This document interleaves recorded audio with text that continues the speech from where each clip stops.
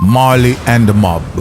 In an article in the Jamaica Observer dated Wednesday, July the 12th, 2017, penned by Howard Campbell. Bob Marley and the Mafia? It seems an unlikely combination, but according to a new book by Roger Steffens, the Reggae King met with a high-ranking member of the Gambino family in September 1980 requesting protection. The book, titled So Much Things to Say, The Oral History of Bob Marley, was released yesterday, and it contains interviews the respected Marley activists did with persons who knew Marley intimately, included Danny Sims, his former manager and publisher.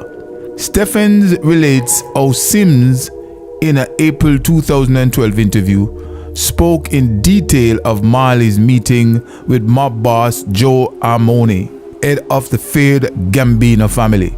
Sims, who had known Marley since the 1960s, said the singer wanted protection ahead of his gig opening for the Commodores at Madison Square Garden. Quote, "I took him to see a guy named Joe Armoni, the head of the Gambino Mafia organization. Joe Armoni was my partner for 40 years before he died.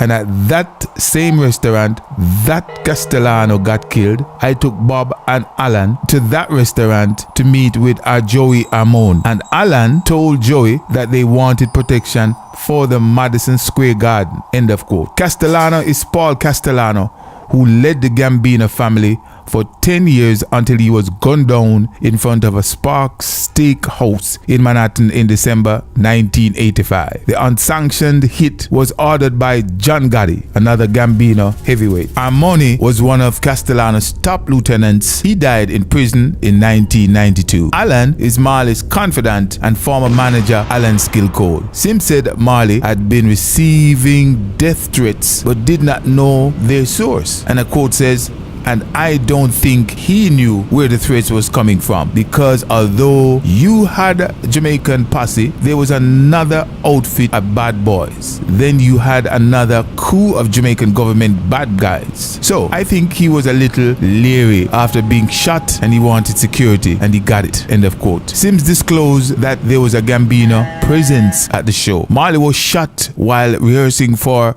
the Smile Jamaica concert in Kingston 4 years before, and that incident is covered in Steffens' book. Marley died from cancer at the age of 36 in May of 1981.